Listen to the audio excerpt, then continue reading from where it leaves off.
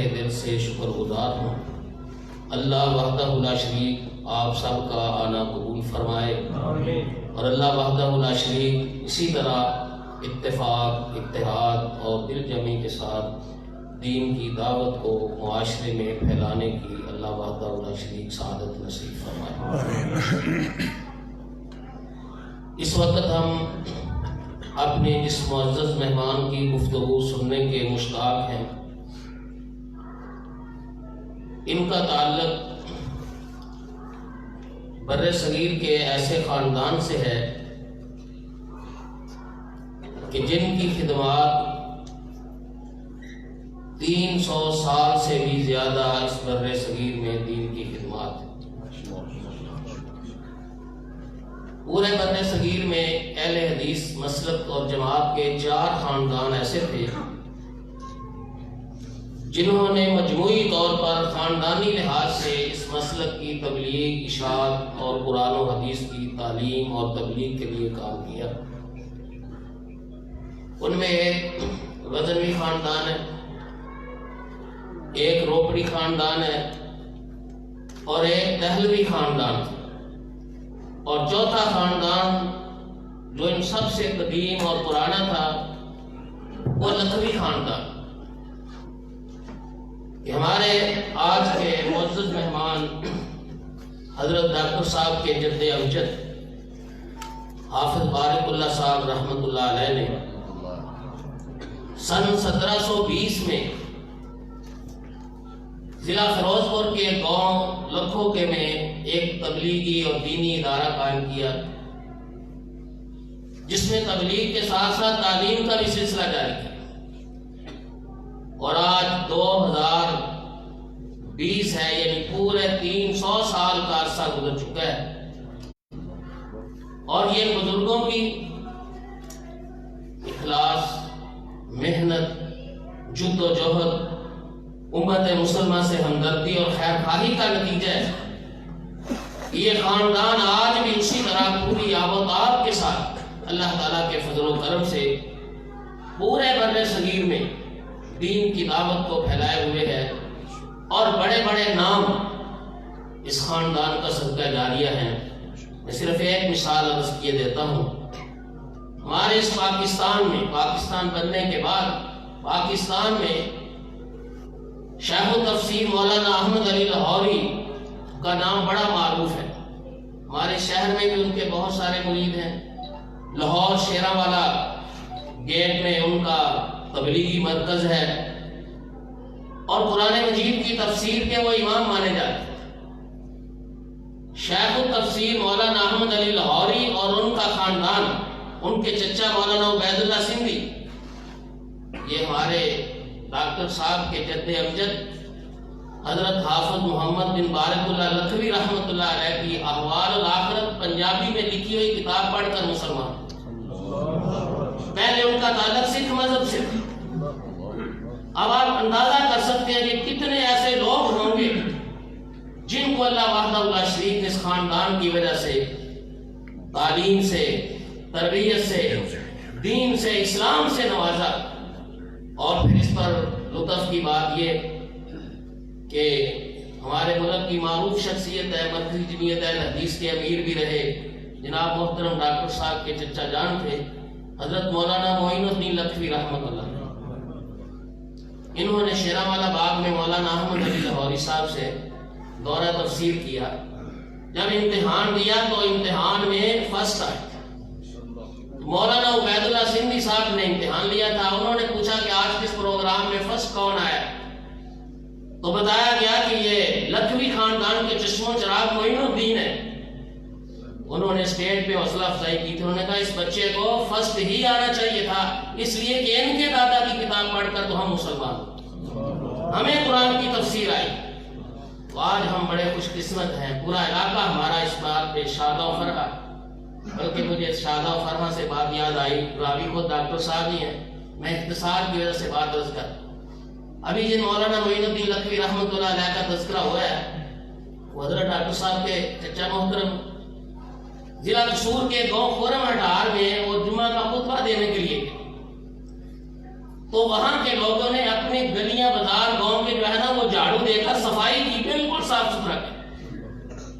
اور جمعے کے بعد وہاں کے ایک بزرگ کہنے لگے کہ ہم نے تو آج اپنے گاؤں کے گلیوں بازاروں کی صفائی اس لیے کی ہے، ہمیں آج اتنی خوشی ہے کہ ہمارا پورا گاؤں مولانا محی الدین لکھوی رحمۃ اللہ علیہ جو حضرت ڈاکٹر صاحب کے والد صاحب تھے، ان کی تقریر سن کر اور ان کی تعلیم اور تربیت سے ہم مسلمان ہوئے ہیں۔ ہمیں اس بات کی خوشی ہے کہ آج ہمارے مرشد کا بھائی جو ہے وہ ہمارے جمعہ پڑھانے کے لیے، آج ہمارے لیے بھی بڑی خوشی کی بات ہے۔ ہم اس خاندان کے چشم و چراغ کی زیارت کے لیے حاضر ہیں۔ ابھی ہم ان کی گفتگو سنیں گے، اور سچی بات ہے ہم نے ان بزرگوں کو تو نہیں دیکھا، لیکن ہم ان آنکھوں کو ضرور دیکھنا چاہیں گے جن آنکھوں نے ان بزرگوں کو دیکھا ہے، جن کی محنت سے، جن کی کوشش سے اللہ وحدہ لا شریک نے اس بر صغیر میں دین کی دعوت کو پھیلایا۔ ہم دعا گو ہیں اللہ پاک ان تمام خاندانوں کے افراد کو اللہ پاک اپنی رحمت سے نوازے، اور ان تمام خاندانوں کے صدقات جاریات اللہ پاک جاری فرمائے۔ پھر ان کے بعد افرادی لحاظ سے، اجتماعی لحاظ سے، یا جن جن حضرات نے بھی دین کی خدمت میں اپنا حصہ ڈالا ہے، اللہ پاک سب کی مسائی جمیلہ کو قبول فرمائے۔ تو اب میں دعوت خطاب دیتا ہوں اپنے آج کے معزز مہمان اور جناب محترم پروفیسر ڈاکٹر محمد حماد لکھوی صاحب حافظہ اللہ تعالیٰ کو کہ وہ تشریف لائیں، اپنے خیالات عالیہ سے اپنے ان چاہنے والے احباب کو نوازیں۔ اللہ تعالیٰ آپ کی عمر میں بھی صحت میں برکت عطا فرمائے۔ اللہ کریم آپ کی اور آپ کے خاندان کی اس مسائی اور جد و جہد کو اپنی بارگاہ میں قبول فرمائے۔ اللہ کریم ہم سب کو سننے کے بعد پھر اس پر عمل کی توفیق عطا فرمائے۔ میں ایک بار پھر پورے علاقے کی جماعت کی طرف سے، مسجد کی انتظامیہ کی طرف سے اپنے معزز مہمان کا دل کی اتھاہ گہرائیوں سے شکریہ ادا کرتا ہوں۔ اہلاً سہلاً مرحبا۔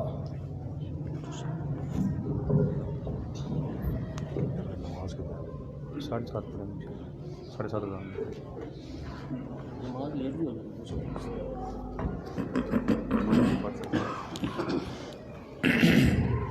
السلام علیکم ورحمۃ اللہ وبرکاتہ۔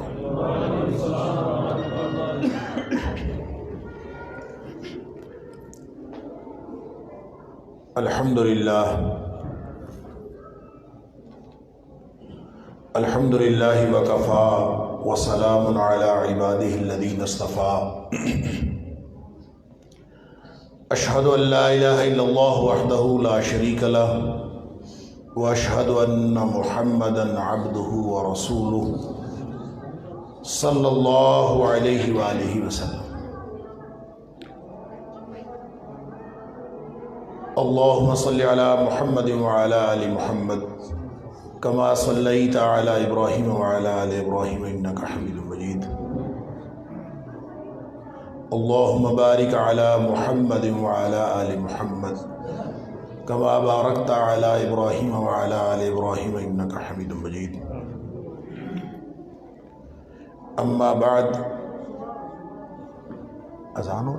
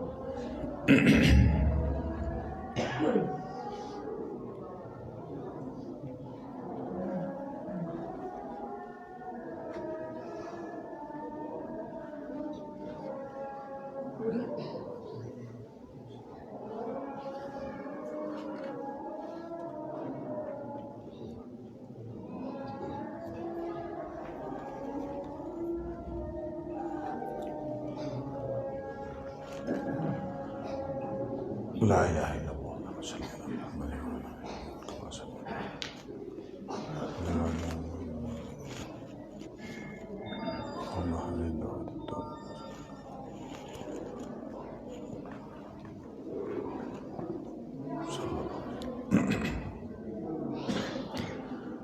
اما بعد فاعوذ باللہ السمیع العلیم من الشیطان الرجیم من ہمزہ ونفخہ ونفثہ. بسم اللہ الرحمن الرحیم. یا ایھا الذین آمنوا اتقوا اللہ وقولوا قولا سدیدا یصلح لکم اعمالکم ویغفر لکم ذنوبکم ومن یطع اللہ ورسولہ فقد فاز فوزا عظیما.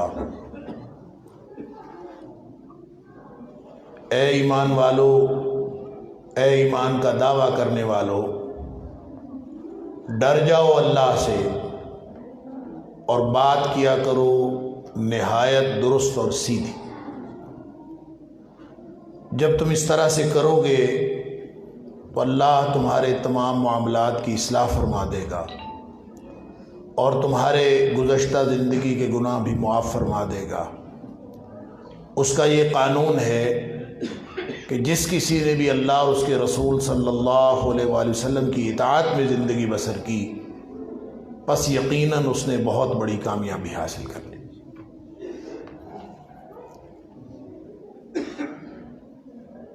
اللہ تعالیٰ نے مجھے اور آپ کو، ہم سب کو اس دنیا میں امتحان کے لیے بھیجا ہے.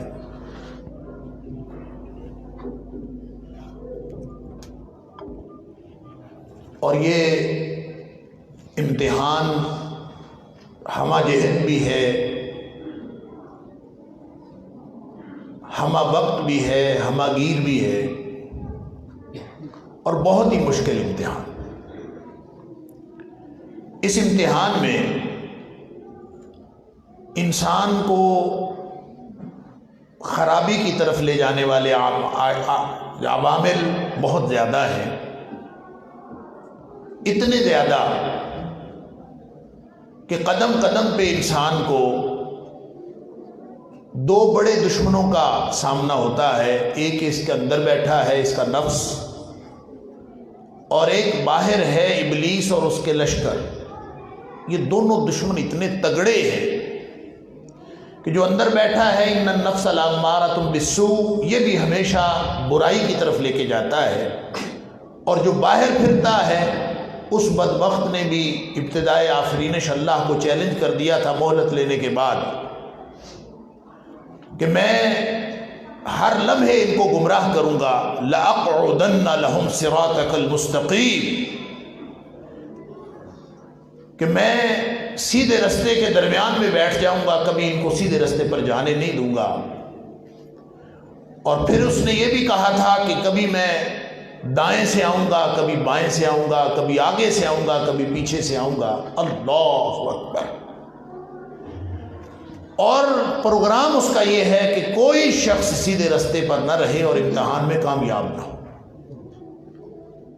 نفس بھی برائی کی طرف لے کے جانے والا. اللہ. تو پوری زندگی انسان جن عوامل سے یا جس طرح کی صورتحال سے انسان کو سامنا کرنا پڑتا ہے اور ہر لمحے وہ اس کو خرابی کی طرف لے کے جاتے ہیں، ایسے حالات میں یعنی اس کی آنکھیں، اس کے کان، اس کی زبان کا ذائقہ، اس کی زبان کی گفتگو، اس کے جتنی بھی صلاحیتیں ہیں وہ ساری کی ساری یہ نفس کو ٹول ملے ہوئے ہیں، یہ نفس کو کرنے کے کام ملے ہوئے ہیں. نفس اپنی مرضی سے آنکھوں کو استعمال کرتا ہے، نفس اپنی مرضی سے سماعتوں کو استعمال کرتا ہے، نفس اپنی مرضی سے زبان کو استعمال کرتا ہے. الا ھذا القیاس، خرابی ہے کہ ہمہ جہت ہے. وہ جو امتحان ہمہ جہت تھا، یہاں خرابی ہمہ جہت ہے. اللہ اکبر. اور اس ماحول میں اور اس زندگی کے ہر لمحے میں امتحان سب کا دینا ہے. امتحان زبان کا بھی دینا ہے، امتحان سماعتوں کا بھی دینا ہے، امتحان بصارتوں کا بھی دینا ہے. اور امتحان مشکل کتنا ہے، آج صبح سے لے کر صرف آج صبح سے لے کر اب تک کیا دیکھا، کیا بولا، کیا سنا، ہمیں امتحان دینا پڑ جائے، ہم آج کا امتحان نہیں دے سکتے۔ ساری زندگی کا امتحان کیسے دیں گے؟ اللہ اکبر۔ اور پھر خرابیاں ایسی کہ ایسی پھسلن ہے کہ انسان اس میں پھسلتا چلا جاتا ہے اور ایک ایسی کیفیت میں مبتلا ہو جاتا ہے کہ اس کو یہ خیال بھی نہیں رہتا کہ میں خراب ہو چکا ہوں۔ ایسے میں اصلاح کیسے ہو؟ کسی کو اصلاح کا نام لے لے، کہتے ہیں جی بے شمار تنظیمیں کام کر رہی ہیں اصلاح معاشرہ کی، ہماری اصلاح کیسے ہو؟ گفتگو اس طرح سے اصلاح ہو، اس طرح سے اصلاح ہو۔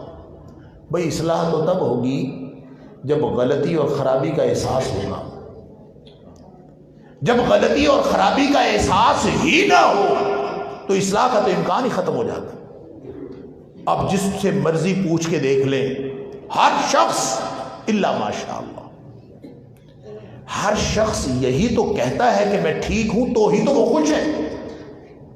کل حزب بما لدیہم فرحون، جس کو دیکھے میں خوش ہے، اپنے گھر میں خوش ہے، اپنے معاملات میں خوش ہے، اور یہ سمجھتا ہے کہ میں ٹھیک کر رہا ہوں۔ اللہ اکبر۔ اور یہ اتنا خطرناک معاملہ ہے، اتنا خطرناک معاملہ ہے کہ نبی اکرم صلی اللہ علیہ وسلم کو اللہ تعالیٰ نے قرآن میں ارشاد فرمایا، قل هل ننبئكم بالاخسرین اعمالا الذین ضل سعیهم فی الحیاۃ الدنیا وهم یحسبون انهم یحسنون صنعا۔ اے اللہ کے رسول صلی اللہ علیہ وسلم، آپ اعلان فرمائیے کہ کیا میں تمہیں بتاؤں کہ اصل میں خسارہ پانے والے لوگ اعمال کے اعتبار سے کون ہیں؟ کون ہیں؟ الذین ضل سعیهم فی الحیاۃ الدنیا، جن کی ساری زندگی کی محنت ضائع ہو گئی، ساری زندگی کی محنت غلط راستے پر گئی۔ وَهُمْ يَحْسَبُونَ، اگر احساس ہو جائے کہ میں غلط ہوں تو پھر بندہ اصلاح نہ کر لے۔ یہ احساس ہو جائے کہ میں غلط ہوں تو پھر اصلاح نہ کر لے۔ احساس ہی تو نہیں ہے۔ فرمایا ان کی کیفیت پتہ ہے کیا؟ وہ کہاں پہنچے ہوئے ہیں؟ وَهُمْ يَحْسَبُونَ أَنَّهُمْ يُحْسِنُونَ صُنْعًا، ہر بندہ یہ گمان کرتا ہے کہ میرے سے اچھا کام کون کر رہا، میں ہی تو ہوں، میں تو سب سے اچھا کام کر رہا ہوں۔ تو جب آپ سب سے اچھا کام کر رہے ہیں تو اصلاح کا تو امکان ختم ہو گیا، اصلاح کی تو گنجائش ختم ہو گئی۔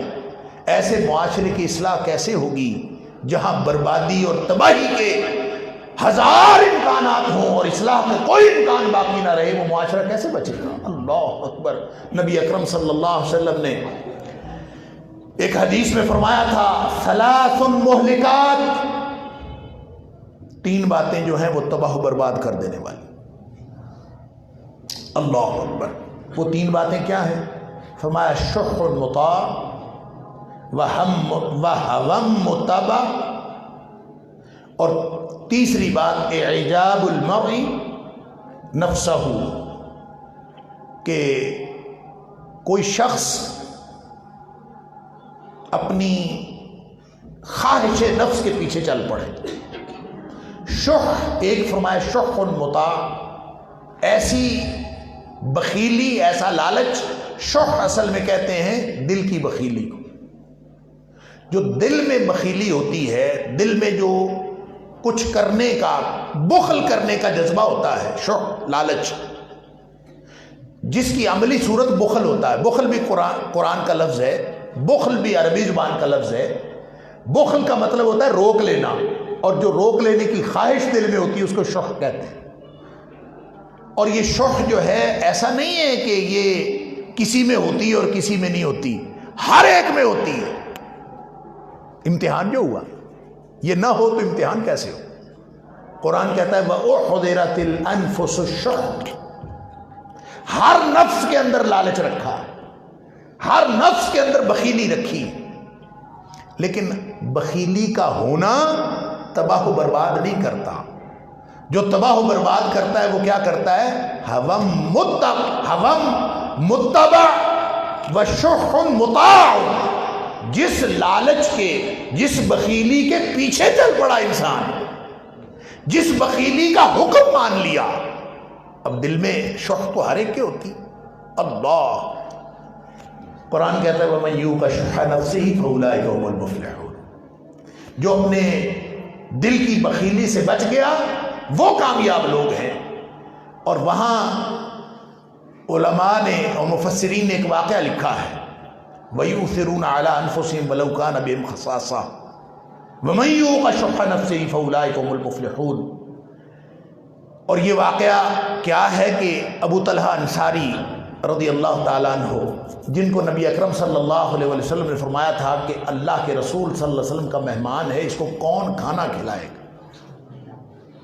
نبی کریم صلی اللہ علیہ وسلم کے پاس مہمان آیا، آپ نے اپنی ساری ازواج مطہرات کے گھروں سے کھانے کا پتہ کروایا، کہیں سے کوئی کھانا نہیں ملا۔ آپ نے فرمایا کہ کوئی ہے جو اللہ کے رسول صلی اللہ علیہ وسلم کے مہمان کو کھانا کھلائے؟ فوراً ہاتھ کھڑا کیا، اللہ کے رسول صلی اللہ علیہ وسلم میں کھانا کھلاؤں۔ اب پتہ نہیں یہ گھر میں ہے کہ نہیں ہے، لیکن نبی اکرم صلی اللہ علیہ وسلم نے فرمایا فوراً میں کھلاؤں گا۔ دل کی بخیلی تو ختم ہو گئی نا، دل میں تو روکنے کی خواہش نہیں ہے، دل میں خواہش کیا ہے؟ دینے کی۔ دل میں خواہش کیا ہے؟ میں دے دوں۔ وہ جو دل میں اللہ نے رکھی ہے وَنَفْسٍ وَمَا سَوَّاهَا فَأَلْهَمَهَا فُجُورَهَا وَتَقْوَاهَا، ہر نفس کے اندر اچھی باتیں بھی ہیں بری باتیں بھی ہیں، وہ اسی لیے تو رکھی ہیں کہ امتحان کریں کہ کون ان کے پیچھے چلتا ہے، کون اللہ کے حکم کے پیچھے چلتا ہے اور اللہ کے رسول کے حکم۔ اللہ، یہی تو امتحان ہے۔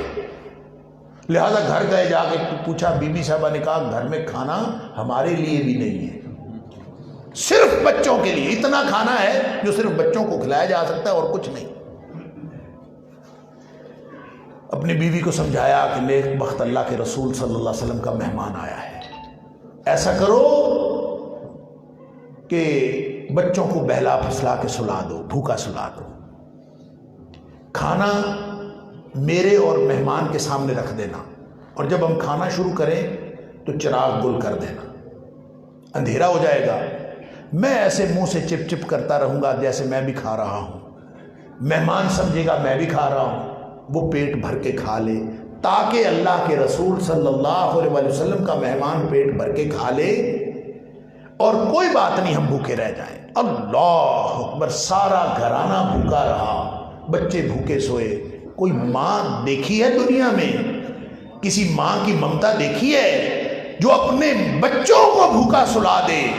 وہ اس کی کیسی شح نفس کی کیفیت ہوگی کہ دل کا لالچ، ہر ماں چاہتی ہے کہ ساری دنیا کا کھانا سمیٹ کے اپنے بچوں کو کھلا دے، وہ اپنا پیٹ کاٹ کے بھی اپنے بچوں کو کھلا دیتی ہے۔ وہ کیسی ماں تھی کہ اس نے بچوں کا پیٹ کاٹ کے مہمان کو کھلا دیا۔ صبح فجر کی نماز پہ ابو طلحہ انصاری گئے، نبی اکرم صلی اللہ علیہ وسلم سے ملاقات ہوئی، آپ نے فرمایا ابو طلحہ کیا کیا ہے تو نے؟ تیرے بارے میں اللہ نے قرآن میں آیت نازل فرمائی۔ اللہ، تو نے کیا کیا؟ اللہ فرماتا ہے وَيُؤْثِرُونَ عَلَىٰ أَنفُسِهِمْ وَلَوْ كَانَ بِهِمْ خَصَاصَةٌ، خود بھوکے رہتے ہیں، دوسروں کو اپنے اوپر ترجیح دیتے ہیں۔ یہ کیسے لوگ ہیں؟ وَمَن يُوقَ شُحَّ نَفْسِهِ، جو اپنے دل کی شح سے بچ گیا، دل کی بخیلی سے بچ گیا، فَأُولَٰئِكَ هُمُ الْمُفْلِحُونَ، یہ ہے کامیاب لوگ۔ اللہ اکبر۔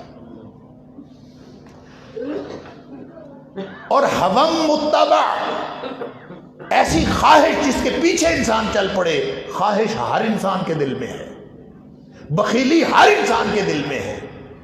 جو عمل کرے گا وہ تباہ و برباد ہوگا۔ ہم نے پوری زندگی، آپ اگر اپنی زندگی کا جائزہ لیں، میں بھی اور آپ بھی، ہم سب اپنی اپنی زندگی کا جائزہ لیں، ہم سب کی زندگی یا ہوا کے پیچھے چل رہی ہے یا شوق کے پیچھے چل رہی ہے۔ ہم نہ شوق کو ختم کرنے کے لیے کبھی سوچتے ہیں، نہ ہوا کو روکنے کے لیے سوچتے ہیں، اور پھر کہتے ہیں کہ ہم مومن ہیں۔ اللہ اکبر۔ اور یہ جو ہوا ہے نا، اللہ اکبر، یہ اس کے پیچھے چلنا دنیا کائنات کا سب سے بڑا شرک ہے۔ ہم ویسے بڑے مشرکوں کو ڈھونڈ کے نکالتے ہیں، فلاں مشرک فلاں مشرک۔ اللہ تعالیٰ قرآن میں فرماتا ہے ارأیت من اتخذ الہہ ہوا، تو نے وہ شخص نہیں دیکھا جس نے اپنی خواہش نفس کو اپنا معبود بنایا ہوا؟ یہ تو اس کے حکم کے پیچھے چلتا ہے۔ اللہ، یہ بھی برباد کر دینے والی ثلاث مہلکات جو نبی کریم صلی اللہ علیہ وسلم فرمایا. تیسری چیز فرمایا اعجاب المرء بنفسہ یا اعجاب المرء نفسہ، آدمی کا اپنے آپ کو پسند کرنا. میں ٹھیک ہوں، میری بات ٹھیک ہے، میرا مسلک ٹھیک ہے، میری بات ٹھیک ہے، میری گفتگو ٹھیک ہے، میرا سٹینڈ اپ، میں جس جگہ پہ سٹینڈ کرتا ہوں وہ ٹھیک ہے، میری پوزیشن، میری پارٹی، میرا خاندان، میری ہر بات ٹھیک ہے. یہی تو انسان کو تباہ و برباد کر دیتی. ثلاث مہلکات النبی اکرم صلی اللہ علیہ وسلم، یہ انسان کو برباد کر دینے والی. کیا ہمیں احساس ہے؟ مسئلہ تو یہ ہے کہ احساس ہے. احساس ہو تو اصلاح کا امکان ہو، احساس ہو تو اصلاح کی گنجائش ہے. اس معاشرے کی اصلاح ممکن کیسے ہے جس میں ہر بندہ ہی ٹھیک ہے؟ آپ جس سے پوچھو کہتے ہیں سارے ہی ٹھیک ہیں. وہ کہتے ہیں کسی کو کچھ نہ کہو، سارے ٹھیک ہیں. اچھا، جو سارے ہی ٹھیک ہیں تو پھر اصلاح کا عمل تو ممکن نہیں ہے نا. اصلاح کا عمل اس وقت ہوتا ہے ممکن جہاں خرابی کا احساس ہو. جب خرابی کا احساس نہیں تو اصلاح کیسے ہوگی؟ آپ معاشروں کی اصلاح کی تنظیمیں بنا لیں، آپ انجمن فلاح معاشرہ بنا لیں، انجمن اصلاح معاشرہ بنا لیں، انجمن اصلاح انسانیت بنا لیں، آپ جتنے مرضی تنظیمیں اصلاح کی بنا لیں، آپ مہمات شروع کر لیں، اصلاح کبھی اس معاشرے کی ممکن نہیں ہے. کسی ایک فرد کی بھی اصلاح ممکن نہیں ہے جب تک اس کو خرابی کا احساس نہ ہو. اقبال نے کہا تھا وائے ناکامی متاع کارواں جاتا رہا، کارواں کے دل سے احساس زیاں جاتا رہا. احساس کہاں سے لائے؟ اور حادثے سے بڑا سانحہ یہ ہوا کہ لوگ ٹھہرے نہیں حادثہ دیکھ کر. لوگوں کو یہ احساس ہی نہیں ہے کہ ہم اپنے کیا کیا نقصان کر بیٹھے ہیں اور کیے چلے جا رہے ہیں. ہر لمحہ نقصان ہو رہا ہے. اللہ اس کے رسول صلی اللہ علیہ وسلم کے فرامین ہم اپنی خواہش نفس پر قربان کر رہے ہیں، اپنی شح نفس پر قربان کر رہے ہیں، اپنے آپ کی پسندیدگی میں قربان کر رہے ہیں. ہم اللہ اس کے رسول صلی اللہ علیہ وسلم کے کون کون سے حکم کی کب کب کہاں کہاں خلاف ورزی کرتے ہیں، اس کے پیچھے سب سے بڑی کوئی بلا ہے، سب سے بڑا کوئی اگر افریت ہے تو وہ انسان کی اپنی ہوائے نفس ہے، اپنی خواہش نفس ہے، یا پھر اس کی شوق نفس اللہ، یا پھر اپنا اعجاب ہے، اپنا عجب ہے، اپنے آپ کو پسندگی، میں ٹھیک ہوں باقی تو سارے ایسے ہی. اللہ، تو اصلاح کیسے ہو؟ اتنا مشکل کام ہے کہ لگتا یوں ہے کہ آج کے دور میں اور آج کے ماحول میں تو شاید ناممکن. واللہ اعلم بالصواب، اللہ کو معلوم ہے کیسے ہوگا. تو یہ جو دو آیات میں نے آپ کے سامنے سورۃ الاحزاب کی تلاوت کی ہیں، اس میں اللہ کریم نے ہمیں ایک نسخہ بتایا ہے. بگاڑ کی انتہا کو پہنچنے والوں کو بھی نسخہ ہے، اور جو لوگ راہ راست کا احساس رکھتے ہیں ان کے لیے بھی یہی نسخہ ہے. فرمایا یا ایھا الذین آمنوا، سب سے پہلے تو اس خطاب پر غور کریں، اے ایمان والو، اور میں نے اس کا ترجمہ کیا ہے اے ایمان کا دعویٰ کرنے والو. ترجمہ اس کا ایمان والو ہی، لیکن اس سے مراد ایمان کا دعویٰ کرنے والے. اس کی وجہ یہ ہے کہ ہر ایمان کا دعویٰ کرنے والا ایمان والا نہیں ہوتا. ایمان کا دعویٰ اور چیز ہے، ایمان والا ہونا اور چیز ہے. اللہ اکبر، دل میں ایمان ہو اور بندہ چین کی بانسری بجا رہا ہو، دل میں ایمان ہو، راتوں کو اس کو نیند آ جائے، دل میں ایمان ہو، آدمی کے اندر تڑپ پیدا نہ ہو، دل میں ایمان ہو، آدمی اللہ اس کے رسول صلی اللہ علیہ وسلم کے حکموں پر کاربند ہونے کے لیے فکر مند نہ ہو جائے. یہ کیسے ممکن ہے؟ ہم بالکل بے فکری کی زندگی گزارنے والے، ہم ہر چیز کے بارے میں لاپرواہی کی زندگی گزارنے والے، ہم ایمان کا دعویٰ کرتے ہیں کہ ہمارے دلوں میں ایمان ہے. اللہ، ایمان ہو تو اس زندگی میں چین ممکن نہیں ہے. اللہ اکبر.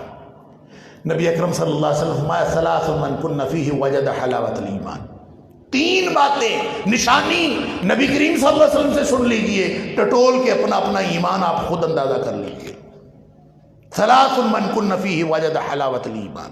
تین باتیں کسی شخص کے اندر ہوں تو اس نے گویا ایمان کی مٹھاس چکھ لی، ایمان کی شیرینی، ایمان کا ذائقہ اس کو آیا جس کے اندر 3 باتیں۔ اللہ اکبر! کون کون سی 3 باتیں؟ اس میں پہلی بات، اب اس سانچے میں اور آپ ہم سب اپنے آپ کو رکھ کے دیکھیں کہاں ہیں ہم، کہ سب سے پہلی بات ہے یکون اللہ ورسولہ احب الیہ مما سواہ۔ سب سے پہلی نشانی کہ اللہ اور اس کے رسول صلی اللہ علیہ وسلم کی ذات اور ان کی بات وہ دنیا کائنات کی ہر چیز سے زیادہ پسندیدہ ہو۔ اب یہ دیکھ لیں، اگر تو ہم زندگی اسی طرح گزار رہے ہیں، میں اور آپ تو چھوٹی چھوٹی باتوں میں فیل ہو جاتے ہیں، اللہ کے رسول صلی اللہ علیہ وسلم کا فرمان سنتے ہیں، قرآن کی بات سنتے ہیں، سن کے ہم پتہ ہے کیا کہتے ہیں؟ غلط ہے، ٹھیک ہے تو صحیح، پر میں نہیں کر سکتا، میرے حالات نہیں، میں ایسا نہیں کر سکتا۔ کرتے ہیں نا، کہتے ہیں نا۔ تو یہ کہنا، اللہ کے رسول صلی اللہ علیہ وسلم کی بات سن کے یہ کہنا کہ میں نہیں کر سکتا، یہ تباہی و بربادی، اس سے بڑی تباہی و بربادی اور کوئی ہو نہیں سکتی کہ کوئی شخص کہے اللہ کے رسول صلی اللہ علیہ وسلم کا فرمان سن کے کہ میں نہیں کر سکتا۔ وہ کوئی بھی بہانہ بنا کے ادھر کھسکے یا ادھر کھسکے۔ اللہ قرآن میں فرماتا ہے قد یعلم اللہ، سورہ نور کے اندر، قد یعلم اللہ الذین یتسللون منکم لواذا، اللہ کے رسول صلی اللہ علیہ وسلم کے بلاوے کو عام بلاوا نہ سمجھو، بلاوا نبی کریم صلی اللہ علیہ وسلم کا ہو کہ تم جو بھی بہانہ بنا کے کھسکو گے نا، قد یعلم اللہ الذین یتسللون منکم لواذا، تم میں سے جو آنکھ بچا کے کھسکتا ہے اللہ اس کو خوب جانتا ہے۔ کس کو نہیں پتا شریعت کے احکام کا آج کے دور میں؟ علم کہاں کم ہے، علم کہاں کمی ہے، ہر ایک کو پتا ہے، لیکن وہ کہتا بات تو ٹھیک ہے میں نہیں کر سکتا۔ اللہ تعالیٰ نے فرمایا فَلْيَحْذَرِ الَّذِينَ يُخَالِفُونَ عَنْ أَمْرِهِ، جو بھی بندہ کسی بھی بنیاد پر اللہ اس کے رسول صلی اللہ علیہ وسلم کی مخالفت کرتا ہے تو وہ ڈر جائے اور بچ جائے اس بات سے کہ ان تصیبہم فتنہ او یصیبہم عذاب علیم، یا تو ان کو کوئی فتنہ پہنچے گا یا ان کو کوئی دردناک عذاب آن کے پہنچے گا۔ دنیا میں فتنے فتنے بگاڑ کوئی تھوڑا۔ ایک مثال میں اکثر دیا کرتا ہوں، پھر میں بات آگے بڑھاتا ہوں۔ ہم ایمان کا دعویٰ کرنے والے نبی کریم صلی اللہ علیہ وسلم کی باتیں سنتے ہیں، کیا مولوی، کیا غیر مولوی، کیا پڑھے لکھے، کیا جاہل، ہر شخص کی بات ہے۔ اس معاشرے کی اصلاح کیسے ہوگی؟ اللہ اکبر! احساس ہوگا تو اصلاح ہوگی۔ مثال میں یہ عرض کیا کرتا ہوں، بے شمار مثالیں۔ اللہ اکبر! نبی اکرم صلی اللہ علیہ وسلم نے فرمایا کہ دیکھو تمہارے گھر بیٹی کا رشتہ آئے نا، 2 باتیں تمہیں اس کی پسند ہوں اور اس پر تمہیں کوئی اعتراض نہ ہو۔ 2 باتیں کون کون سی؟ ممن ترضون دینہ و خلقہ، گھر میں رشتہ آیا، اس کا دین اور اس کا اخلاق، ان 2 باتوں پر تمہیں کوئی اعتراض نہیں، یہ پسند ہے تمہیں، اخلاق بھی اچھا، دین بھی ٹھیک۔ فرمایا فزوجوہ، رشتہ کر دو، حکم ہے، رشتہ آیا ہے اور تم رشتہ کر دو، اور اگر نہیں کرو گے نا وَإِلَّا تَفْعَلُوهُ، یہ نبی اکرم صلی اللہ علیہ وسلم کا إِلَّا تَفْعَلُوهُ، باوجود اس بات کے دین بھی ٹھیک ہے، اخلاق بھی ٹھیک ہے، اوہو اللہ تو کرتا ہی کچھ نہیں، ابھی تو اس کا کاروبار کوئی نہیں ہے، ابھی تو پڑھ رہا ہے، ابھی تو ہماری بیٹی پڑھ رہی ہے، یہ فلان ڈگری کرے گی پھر کریں گے، کوئی اور بہانہ۔ فرمایا الا تفعلوہ، اگر تم نے نہ کیا نا، دین اور اخلاق ٹھیک تھا، رشتہ نہیں کیا، فرمایا تکن فتنۃ فی الارض وفساد عریض، زمین میں فتنہ پھیل جائے گا اور بہت بڑا بگاڑ پیدا ہوگا۔ اللہ اکبر! اگر تم اللہ کے رسول صلی اللہ علیہ وسلم کا یہ ایک حکم نہیں مانو گے تو کتنے حکم ہیں جو صبح و شام ہم نہیں مانتے۔ تباہی اور بربادی کے علاوہ ہمارے لیے بچا کیا ہے؟ لہذا یا ایھا الذین آمنوا، ایمان کا دعویٰ کرنے والوں، اگر اپنا ایمان ٹٹولنا ہے تو نبی اکرم صلی اللہ علیہ وسلم کے فرامین کے مطابق اپنے آپ کو ٹٹولیے۔ کیا اللہ اور اس کے رسول صلی اللہ علیہ وسلم کی ہر بات ہمیں دنیا کائنات کی ہر بات سے زیادہ عزیز ہے؟ اگر ہے تو ایمان ہے، اگر نہیں ہے تو پھر ایمان کا دعویٰ کیسا؟ اس کا مطلب ہے ہم صرف خالی خولی ایمان کا دعویٰ کرتے ہیں۔ اللہ اکبر۔ اور دوسری بات نبی اکرم صلی اللہ علیہ وسلم نے فرمایا ان یحب المرء، یہ کہ اگر آپ نے کسی سے محبت کرنی ہے کریں، لوگوں سے تعلق رکھنا رکھیں، چیزوں سے بھی تعلق رکھنا رکھیں، لیکن اس کی وجہ ہونی چاہیے۔ ان یحب المرء لا یحبہ الا للہ، محبت ہے تو صرف اللہ کے لیے، گویا دشمنی ہے تو اللہ کے لیے۔ افضل الاعمال، دوسری جگہ فرمایا بہترین کرنے کا کام یہ ہے الحب فی اللہ والبغض فی اللہ، اللہ کے لیے محبت ہو اور اللہ کے لیے دشمنی ہو، کسی اور کے ساتھ اور کوئی مسئلہ ہی نہیں ہے، صرف اس لیے کہ جس معاملے میں اللہ کو راضی کرنے کی ضرورت ہے تو اس کے ساتھ محبتیں ہیں، محبت ہے تو اللہ کو راضی کرنے کے لیے ہے، دشمنی ہے تو اللہ کو راضی کرنے کے لیے۔ اللہ، کیا ہمارا معیار زندگی یہ ہے؟ اگر ہے تو الحمدللہ، شکر کی بات ہے، ایمان والی زندگی ہے۔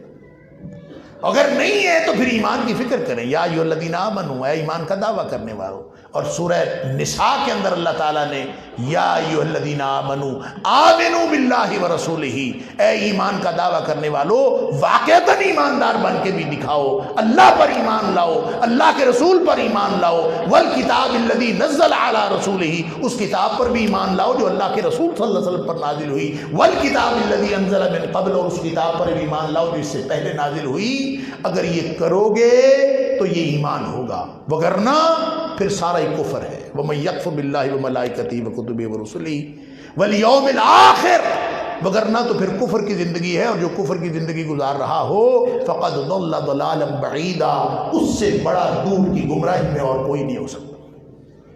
پھر اپنی اپنی زندگیوں کا ہم جب جائزہ لیتے ہیں تو ہم تو صرف خالی خولی ایمان کا دعویٰ کرتے ہیں۔ اصلاح کیسے ہو؟ سن لیجئے، دو نسخے بتائے ہیں اللہ نے یہاں اصلاح کی۔ اصلاح ویسے کوئی نہیں ہونی، اس لیے نہیں ہونی کہ احساس ہی کوئی نہیں خراب ہے، احساس سے جہاں بھی جاتا رہا۔ اصلاح کا ٹول کیا ہے کہ تم ایسا کرو، اتقوا اللہ وقولوا قولا سدیدا، دو کام کر لیا کرو۔ ایک تو ہر معاملے میں اتقوا اللہ، اللہ سے ڈرو۔ اتقوا اللہ، اللہ سے ڈرنے کا مطلب یہ نہیں ہے کہ اللہ کوئی نعوذ باللہ من ذالک کوئی خوفناک چیز ہے اس سے ڈرنا ہے۔ تقوی کا معنی یہ ہوتا ہے کہ اللہ کی ناراضگی سے ڈرنا، اور تقوی دراصل دل کے احساس کا نام ہے۔ التقوی ہا ہنا، نبی اکرم صلی اللہ علیہ وسلم نے 3 دفعہ اپنے سینہ مبارک کی طرف اشارہ کر کے فرمایا تھا کہ تقوی یہاں ہوتا ہے، اور دل میں کیا ہوتا ہے؟ احساس۔ گویا کیسا احساس ہو تو تقوی ہوتا ہے؟ یہ احساس دل میں ہو کہ کہیں میرا اللہ ناراض نہ ہو جائے، اور کہیں میں اپنے اللہ کی رضامندی سے محروم نہ رہ جاؤں۔ یہ دوہرا احساس جس کے دل میں آ گیا وہ متقی ہے۔ جس کے دل میں یہ احساس آ گیا کہ اللہ مجھ سے کوئی چھوٹی سے چھوٹی ایسی غلطی سرزد نہ ہو جائے جو تیری ناراضگی کا باعث بن سکے، اور اللہ کوئی چھوٹے سے چھوٹا کام ہونے سے رہ نہ جائے جو تیری رضامندی کا باعث بن سکتا ہے، یہ دوہرا احساس، یہ دوہری تڑپ، یہ اگر زندگی کا بنیادی نقطہ بن گیا تو انسان کامیاب ہے۔ اتقوا اللہ، پہلا کام یہ کرو کہ ہر لمحے، ہر کام کرنے سے پہلے یہ سوچا کرو کہ اس کام میں میرا اللہ راضی ہے کہ ناراض۔ اگر تمہیں ہر کام میں، ہر قدم پہ یہ احساس پیدا ہو گیا کہ کہیں میرا اللہ ناراض نہ ہو جائے، میں نے اس سے بچنا ہے، گویا ہر گناہ سے بچنا ہے، ہر نیکی حاصل کرنی ہے، اگر یہ احساس ہو اور اس احساس کے مطابق زندگی گزرنا شروع ہو جائے تو یہ تقوی کی زندگی۔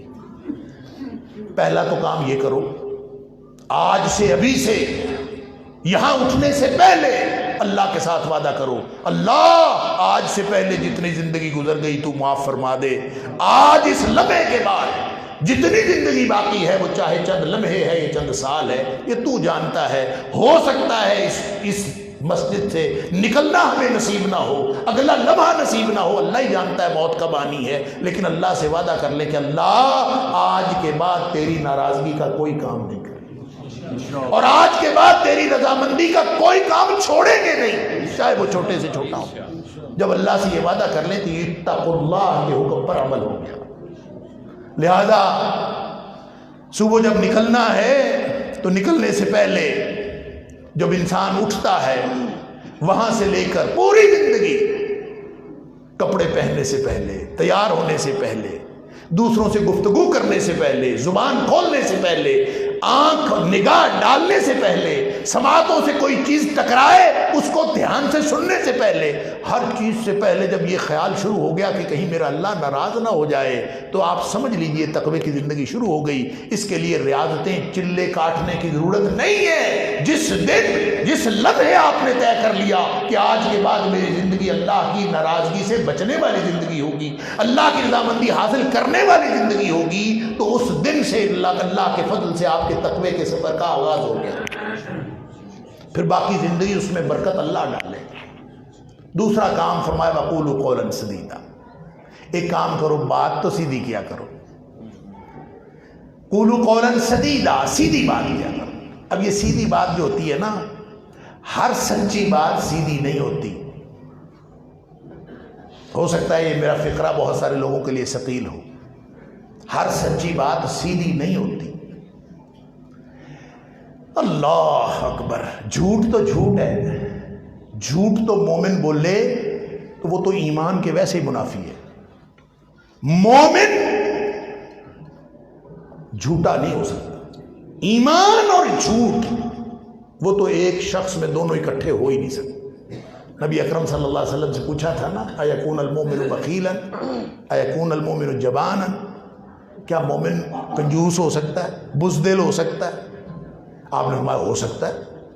آدمی کسی کی طبیعت اللہ نے کھلے دل والی بنائی ہے، کسی کی کنجوسی والی بنائی ہے، کسی کو بہادر بنایا ہے، کسی کو بزدل بنایا ہے۔ صحابہ کرام کے اندر بھی یہ مثالیں موجود تھیں۔ اللہ اکبر۔ تو یہ چیزیں ایمان کے منافی نہیں ہیں، لیکن فرمایا جب لگے ہاتھوں اس نے سوچا میں یہ بھی پوچھ لوں ایکون المومن کذابا، کیا مومن جھوٹا بھی ہو سکتا ہے؟ فرمایا لا، مومن جھوٹا نہیں ہو سکتا۔ جھوٹ اور ایمان ایک شخص میں اکٹھے نہیں ہو سکتے، لہذا جھوٹ تو جھوٹ ہے۔ سچ بولتے ہوئے ایسی بات کرنا جو دوسرے کو دھوکے میں مبتلا کر دے، یہ قول سدید کے خلاف ہے۔ یہ جو سدید کا لفظ ہے نا، عربی زبان میں ایک اصطلاح استعمال ہوتی ہے تسدید السہم۔ تسدید السہم کہتے ہیں تیر کو سیدھا کرنا۔ اور تیر کو سیدھا کیوں کیا جاتا ہے؟ کہ وہ ٹارگٹ پہ جا کے لگے، نشانے پہ لگے۔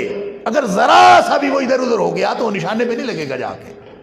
تو آپ اندازہ کیجئے جب تسدید السہم کی جاتی ہے، جب اس کو ٹھیک کیا جاتا ہے یا اس کو مستقیم، استقامہ بھی اس کا عربی زبان میں معنی ہے کہ استقامت کا مطلب ہوتا ہے کہ ایک خط مستقیم ہوتا ہے۔ مستقیم خط اس کو کہتے ہیں کہ ایک نقطے سے دوسرے نقطے کے درمیان جب آپ سیدھی لائن کھینچتے ہیں تو وہ خط مستقیم ہے، وہ ذرا سی بھی ٹیڑھی ہو گئی تو وہ مستقیم نہیں ہے۔ لہذا سدید وہ ہوگا، قول سدید وہ ہوگا جو اتنی سیدھی بات ہو کہ اس میں ذرا بھی ول پھیر نہ ہو، سچی ہو، لیکن اگلے بندے کو کمیونیکیٹ ٹھیک نہیں ہو رہی تو وہ قول سدید نہیں ہے۔ سچی بات بھی ہو، وہ کہتا ہے نماز پڑھی، وہ کہتا ہے جی عشاء کی نہیں پڑھی، اب باقی خود ہی سمجھو باقی پڑھی ہیں کہ نہیں پڑھی، وہ گول ہو گئی۔ ابھی بات تو سچی ہے کہ عشاء کی نہیں پڑھی، لیکن یہ قول سدید نہیں ہے، یہ جلیبی جیسا قول سدید ہے کہ اگلے بندے کو سمجھ ہی نہ آئے کیا ہوا۔ انا للہ و انا الیہ راجعون۔ آپ اپنے پورے معاشرے کو دیکھیں، مجھے یوں لگتا ہے کہ قول سدید ویسے ہی اٹھ گیا ہے، کوئی بندہ سیدھی بات نہیں کرتا، اور کاروباری بندہ سیدھی بات کر لے، اللہ اکبر، وہ کہتے ہیں اس نے کھے اور کٹا کاروبار کرنا ہے۔ جس کو گاہک کو ڈیل کرنا نہیں آتا، وہ اس نے کیا کاروبار کرنا ہے، وہ بات ہی سیدھی بتا دیتا ہے اگلے بندے کو۔ انا للہ و انا الیہ راجعون۔ سن لیجئے، دھوکہ صرف جھوٹ نہیں ہوتا، سچ بول کے بھی دھوکہ ہوتا ہے۔ جھوٹ تو ہے ہی جھوٹ، جو آپ سچ بول کے بھی کسی کو، اگر ایسی بات جو ابلاغ نہیں ہوئی، آپ جو بھی بات کریں، جس بھی لفظ کریں، زومانہ بات کر لی، کوئی ایسی بات کر لی جس سے اگلے بندے کو پورا ابلاغ نہیں ہوا، یہ قول سدید تو نہیں ہے۔ قول سدید کیا ہے؟ کہ جو بات آپ کے دل میں ہے وہی بات کر دیں اور سیدھی سیدھی کر دیں۔ جب اس طرح کرو گے تو فرمائے یصلح لکم اعمالکم، اللہ سارے معاملات کی اصلاح خود کر دے، تمہیں اس کی فکر کرنے کی ضرورت نہیں ہے۔ پھر اللہ اکبر، تو ہم کیا سیدھی بات کرتے ہیں؟ دیکھو وہ جو نبی کریم صلی اللہ علیہ وسلم کا فرمان ہے نا، من غش فلیس منی یا من غشنا فلیس منا، ہم اس کا ترجمہ کرتے ہیں کہ جس نے ملاوٹ کی وہ ہم میں سے نہیں۔ یہ صحیح ترجمہ نہیں ہے اس کا۔ غش ملاوٹ نہیں ہوتی، ملاوٹ بھی غش ہوتی ہے، لیکن صرف اس کا معنی ملاوٹ نہیں ہے۔ غش کا معنی ہے المکر والخدیعہ، کسی کے ساتھ چلاکی کرنا اور دھوکہ کرنا، یہ غش ہے۔ اور نبی کریم صلی اللہ علیہ وسلم فرمایا جس نے دھوکہ اور چلاکی کی وہ ہم میں سے ہے ہی نہیں۔ اور دھوکہ کیا کس نے تھا؟ اس کا جو شان ورود ہے اس حدیث کا، کہ نبی کریم صلی اللہ علیہ وسلم مارکیٹ سے گزرے تھے، ایک ریڑھی والے کے جو غلہ بیچ رہا تھا، پھڑی والا، اس کو نبی اکرم صلی اللہ علیہ وسلم ایسے ہی پوچھنے کے لیے کہ کیا اس کے اندر ہاتھ ڈالا تو اندر سے گیلا تھا، اندر سے گیلا تھا، باہر سے خشک تھا۔ تو اس موقع پر آپ نے فرمایا کہ یہ کیا ہے، اور ساتھ آپ نے فرمایا من غش فلیس منی من غشنا فلیس منا، جس نے ہمارے ساتھ دھوکہ کیا وہ ہم میں سے نہیں۔ اب جو نیچے گیلا تھا باہر خشک تھا، ملاوٹ نہیں تھی، دھوکہ تھا، یہ دھوکہ تھا۔ لہذا جو دھوکہ کرے وہ ہم میں سے نہیں، اور دھوکہ ملاوٹ کر کے کرے تو بھی دھوکہ ہے، اور دھوکہ بغیر ملاوٹ کے کرے تو بھی دھوکہ ہے۔ غش غش ہے، وہ ملاوٹ سے بھی ہو سکتی ہے، وہ بغیر ملاوٹ کے بھی ہو سکتی ہے۔ آپ جب دھوکہ کریں تو فرمایا میری امت میں سے نہیں۔ اب جو امت میں سے نہیں، اس کا کیا مطلب ہے؟ کہ آپ مومن کہلاتے ہیں، آپ مومن نہیں ہیں۔ آپ نمازی کہلاتے ہیں، آپ نمازی نہیں ہیں۔ آپ نبی اکرم صلی اللہ علیہ وسلم کے امتی کہلاتے ہیں، آپ امتی نہیں ہیں۔ اللہ، اور یہ جو کاروباری ہے نا، سمارٹ، چلاک، چلاکی کا نام کاروبار ہے۔ آج کا مارکیٹ پوری چلاکی۔ جو آدمی بھولا بھالا ہو اس کا کاروبار کہاں چل سکتا ہے؟ نبی اکرم صلی اللہ علیہ وسلم المؤمن غر کریم والمنافق خب اللئیم۔ آپ نے فرمایا جو مومن ہوتا ہے نا بڑا بھولا بھالا ہوتا ہے، وہ چلاک نہیں ہوتا، اس طرح کا چلاک کہ لوگوں کو دھوکہ دے، ایسا نہیں ہوتا۔ وہ دھوکہ کھا سکتا ہے، دھوکہ دے نہیں سکتا۔ غیر دھوکہ کھا سکتا ہے، دھوکہ دے نہیں سکتا۔ کریم اور بہت ہی عزت والا، بہت ہی متانت اور وقار والا، اور منافق خب اللئیم، وہ دھوکے باز اور کمینہ ہوتا ہے منافق۔ اور آج کاروبار میں کوئی بھولا بھالا ہو اور عزت وقار اور متانت کے ساتھ کاروبار کر دو تو اس نے کاروبار کیا کرنا، وہ تو کاروبار چل ہی نہیں سکتا۔ اللہ اکبر۔ لہذا سن لیجئے، دھوکہ کرنا قول سدید کے خلاف، اور کوئی بھی چیز آپ کسی بھی طرح سے کتمان کرتے ہیں، چھپاتے ہیں، زومانہ لفظ استعمال کرتے ہیں، کسی بھی طرح سے اگلے بندے کو سمجھ نہیں آنے دیتے، تو یہی تو دھوکہ ہے۔ اور وہ ایک شخص آیا نبی کریم صلی اللہ علیہ وسلم کے پاس، کہتا اللہ کے رسول صلی اللہ علیہ وسلم، حضرت عبداللہ بن عمر رضی اللہ تعالیٰ فرماتے ہیں کہ وہ آیا، کہتا ہے اللہ کے رسول صلی اللہ علیہ وسلم، جس کے پاس جاتا ہوں نا، جب بھی کسی سے میں کاروباری کوئی ڈیل کرتا ہوں وہ میرے ساتھ دھوکہ کرتا ہے، جس کے پاس جاتا ہوں وہ دھوکہ کرتا ہے۔ اب آپ نے یہ نہیں فرمایا کہ تو بھی جا کے لوگوں کے ساتھ دھوکہ کرنا شروع کر دے، آپ نے فرمایا کہ بس جب تم کرتے ہو نا، کسی کے ساتھ ڈیلنگ کرتے ہو، کوئی چیز خریدنی ہو بیچنی ہو، تو یہ کہا کرو لا خلابہ، بس یہ کہہ دیا کرو۔ باقی پھر وہ اگر دھوکہ کرتا ہے، لا خلابہ، بھائی دھوکہ نہیں ہونا چاہیے، یہ کہہ دیا کرو وہ کرے یا نہ کرے۔ حضرت عبداللہ بن عمر رضی اللہ تعالیٰ نے فرماتے ہیں میں نے اس کو پھر جہاں کہیں دیکھا، جہاں کہیں اس کو میں نے ڈیل کرتے دیکھا، وہ یہی کہتا تھا لا خلابہ لا خلابہ، بھائی دھوکہ نہیں ہونا چاہیے، دھوکہ نہیں ہونا چاہیے، کوئی کرتا ہے تو کرے، کوئی یہ کہہ کے بری ذمہ ہو جاتا تھا۔ گویا نبی اکرم صلی اللہ علیہ وسلم نے یہ نہیں فرمایا کہ دھوکہ کرے تو اس کے ساتھ 2 دھوکے کرو اور عید کا جواب پتھر سے دو۔ آپ نے فرمایا دھوکہ کھا لو، دینا نہیں۔ تو قول سدید کیا ہوا؟ یا ایھا الذین آمنوا اتقوا اللہ وقولوا قولا سدیدا۔ اور خاص طور پہ مفسرین نے لکھا ہے کہ حضرت زید رضی اللہ تعالیٰ عنہ اور حضرت زینب بنت جحش رضی اللہ تعالیٰ عنہ، ان کا جو آپس میں بریک اپ ہوا تھا شادی کا، ان کی جو طلاق ہوئی تھی، گھر نہیں چلا تھا، تو اس ضمن میں یہ جو حکم دیا جا رہا ہے اس کا تعلق ہے ہی معاشرت کے ساتھ، کہ بھائی آپس میں میاں بیوی جب بات کریں، میاں بیوی ہمیشہ آپس میں سیدھی بات کریں۔ جب سیدھی بات کریں گے تو کبھی ان کے معاملات بگڑیں گے نہیں۔ معاملات میں بگاڑ کا سبب یہ ہے کہ لوگ سیدھی بات نہیں کرتے۔ ایک دل میں اللہ کا خوف ہو، اتقوا اللہ، کہ میں نے اللہ کی ناراضگی کا کوئی کام نہیں کرنا، اور دوسرا زبان سیدھی بات کرے، کبھی معاملہ بگڑ نہیں سکتا۔ معاملہ کیسے بگڑے؟ خرابی کہاں ہوگی؟ فرمایا یصلح لکم اعمالکم، اللہ تمہارے سارے اعمال درست کر دے گا۔ بات چونکہ بار بار کاروباری لوگوں کی آئی، میں ایک حدیث سنا دوں پھر ہم آگے بڑھتے ہیں اور اپنی بات کو تکمیل کی طرف لے جاتے ہیں انشاءاللہ۔ نبی اکرم صلی اللہ علیہ وسلم فرمایا کاروباریوں کے بارے میں، فرمایا ان التجار هم الفجار۔ اللہ اکبر، یہ جو کاروباری ہے نا، اصل فجار یہی ہے۔ ان التجار هم الفجار، اصل فجار یہ کاروباری ہیں۔ اور فجار پتہ کون ہے؟ قرآن کہتا ہے ان الفجار لفی جحیم، فجار سارے کے سارے جہنمی ہیں۔ گویا نبی اکرم صلی اللہ علیہ وسلم فرما رہے ہیں کہ سارے کاروباری جہنمی ہیں۔ ان التجار هم الفجار، سارے کاروباری جہنمی۔ اندازہ تو کیجئے، جلال نبوت ہو، نبی اکرم صلی اللہ علیہ وآلہ وسلم کی زبان ہو، آپ کی زبان اقدس سے نکلنے والا اتنا سخت کلمہ ہو کہ ان التجار هم الفجار، سارے کاروباری جہنمی ہیں،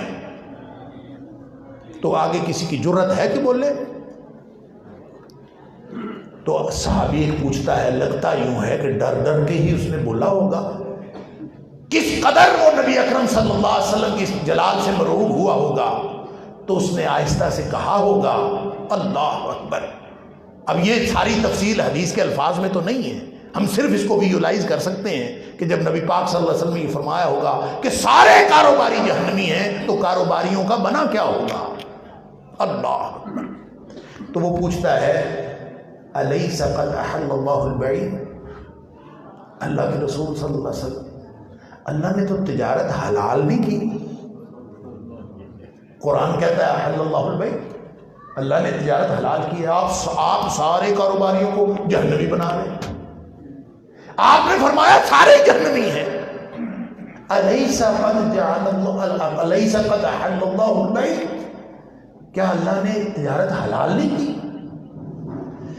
اللہ اکبر۔ نبی اکرم صلی اللہ علیہ وسلم، بلا، ہاں حلال تو کی ہے اللہ تعالیٰ نے، لیکن ان کاروباریوں کا مسئلہ یہ ہے کہ یہ سمارٹ بنتے ہیں، چلاک بنتے ہیں۔ فرمایا وَلَكِنَّهُمْ يُحَدِّثُونَ فَيَكْذِبُونَ، یہ بات بات پہ جھوٹ بولتے ہیں۔ يُحَدِّثُونَ فَيَكْذِبُونَ، یہ بات بات پہ جھوٹ بولتے ہیں، اس لیے جہنمی ہے۔ وَيَحْلِفُونَ فَيَأْثَمُونَ، اور قسمیں اٹھاتے ہیں اور گناہگار ہوتے ہیں، اس لیے جہنمی ہیں۔ اگر گویا قسمیں اٹھائے نا اور جھوٹ بولے نا تو پھر جہنمی نہیں ہے۔ تو دو ہی تو باتیں ہیں کہ ایماندار، دیانتداری، اور جو میں پہلے بات عرض کر رہا تھا کہ مومن کبھی جھوٹا نہیں ہو سکتا، تو تاجر اگر جھوٹا ہو تو وہ مومن کیسے ہو سکتا؟ تاجر اگر جھوٹا ہے تو وہ مومن کیسے ہے؟ جو مومن نہیں ہے وہ جنتی کیسے ہے؟ اگر مومن ہے نا تو اس میں جھوٹ نہیں ہو سکتا، بلکہ ایک حدیث میں آتا ہے، بعض محدثین کے نزدیک عبداللہ بن مسعود رضی اللہ تعالیٰ عنہ کا قول ہے اور بعض محدثین کے نزدیک یہ مرفوع قول ہے کہ نبی اکرم صلی اللہ علیہ وسلم تک یہ بات پہنچتی ہے، یتبع المؤمن علی کل خلق، مومن کے اندر ہر اخلاق ہو سکتا ہے، ہر اخلاقی صفت ہو سکتی ہے، اچھی بھی بری سب کچھ ہو سکتا ہے، ہر اخلاقی خرابی بھی ہو سکتی ہے، دو باتیں مومن میں نہیں ہو سکتی، الا الخیانہ والکذب، بددیانتی اور جھوٹ مومن میں نہیں ہو سکتی۔ اگر ہے تو پھر وہ مومن نہیں ہے۔ یا ایھا الذین آمنوا اتقوا اللہ قولوا قولا سدیدا، سیدھی بات کیا کرو، لوگوں کے ساتھ کیوں دھوکے کرتے ہو؟ اچھا یہ اللہ نے صلاحیتیں بھی بنائی ہوتی ہیں، کسی کی صلاحیت زیادہ کسی کی کم، بندے ہوتے ہیں بندوں کو چارنے والے۔ حدیث میں آتا ہے کہ ایک صحابی تھے، ان کا نام تھا قیس بن سعد رضی اللہ تعالیٰ عنہ، اللہ نے صلاحیت ویسے دی ہوگی، اب کوئی بندہ جو ہے اس کو اللہ نے بہت زیادہ دی ہوتی، کوئی آدمی ذرا بالکل لولڑ سا ہوتا ہے، کوئی کیسا ہوتا ہے کوئی کیسا، اللہ نے ہر کسی کو مختلف طرح کا بنایا۔ تو قیس بن سعد گویا بہت ہی شارپ مائنڈڈ تھے، وہ فرماتے ہیں کہ میں نے اگر نبی کریم صلی اللہ علیہ وسلم سے یہ نہ سنا ہوتا نا کہ المکر والخدیعۃ فی النار، چلاکی کرنے والا اور دھوکہ دینے والا جہنم میں جائے گا، اگر میں نے یہ نہ سنا ہوتا لَكُنْتُ مِنْ أَمْكَرِ النَّاسِ، تو میں ساری دنیا سے زیادہ چلاک اور لوگوں کو چارنے والا ہوتا۔ تو اب گویا میں نہیں چارتا، صلاحیت موجود ہے، جو اللہ نے صلاحیت دی ہے وہ یہی ہے کہ میں ساری دنیا کو چار سکتا ہوں، لیکن کیونکہ میں نے نبی کریم صلی اللہ علیہ وسلم سے سنا ہے کہ دھوکہ دینے والا اور چلاکیاں کرنے والا تو جہنم میں جائے گا، اس لیے میں یہ نہیں کرتا۔ اگر میں نے نہ سنا ہوتا لَكُنْتُ مِنْ أَمْكَرِ النَّاسِ، میرے سے بڑا چلاک ہوتا ہی کوئی۔ اللہ اکبر۔ لہذا سادہ سا اصول ہے، ابھی طے کر لیجئے اصلاح کرنی ہے کہ نہیں کرنی۔ اگر ابھی اس اصول کے تحت یہ اللہ سے وعدہ کر کے اٹھیں گے کہ اللہ آج کے بعد تیری ناراضگی والا کام ہم نہیں کریں گے، اور ہر کام جو تیری رضامندی والا ہے وہ چھوڑیں گے نہیں، جتنا مرضی چھوٹا ہو۔ اگر ہم اللہ سے یہ طے کر لیتے ہیں اور زبان سے صرف وہ بات نکال لیں جو بالکل سیدھی ہے، تو فرمائے یصلح لکم اعمالکم ویغفر لکم ذنوبکم، وعدہ کیا ہے، گارنٹی کیا ہے؟ دو گارنٹیاں ہیں، دو ٹول ہیں، دو حکم ہیں اور دو ہی گارنٹیاں ہیں۔ ایک تو یہ گارنٹی لے کے جاؤ کہ تمہارے سارے معاملات کی اصلاح کرنا اس کا کام ہے، یصلح لکم اعمالکم، تمہارے اعمال کی اصلاح وہ کر دے گا، ویغفر لکم ذنوبکم، تمہارے گزشتہ زندگی کے گناہ بھی معاف کر دے گا۔ اور کیا چاہیے؟ اور پھر زندگی میں اصول یہ اپنا لو، وَمَن يُطِعِ اللَّهَ وَرَسُولَهُ فَقَدْ فَازَ فَوْزًا عَظِيمًا، جو زندگی اللہ اس کے رسول صلی اللہ علیہ وسلم کی اطاعت میں گزارے، خواہش نفس کی اطاعت میں نہیں، کسی اور کی اطاعت میں نہیں، بلکہ اللہ اس کے رسول صلی اللہ علیہ وسلم کی اطاعت میں زندگی گزارے، بس اس نے یقیناً بہت بڑی کامیابی حاصل کر لی۔ کامیاب وہ نہیں ہوتا جو کاروبار میں اڑا جا رہا ہو، کامیاب وہ ہوتا ہے جو اللہ اس کے رسول صلی اللہ علیہ وسلم کی دی ہوئی ہدایت کے مطابق زندگی گزارتا ہے۔ اللہ تعالیٰ مجھے اور آپ کو اس طرح کی زندگی گزارنے کی توفیق عطا فرمائے جو اللہ کو پسند ہے، جو نبی اکرم صلی اللہ علیہ وسلم کی سنت کے مطابق ہے، آپ کی دی ہوئی ہدایت کے مطابق ہے۔ اللہ تعالیٰ ہم سب کو سچا امتی بننے کی توفیق عطا فرمائے۔ وآخر دعوانا الحمدللہ رب العالمین۔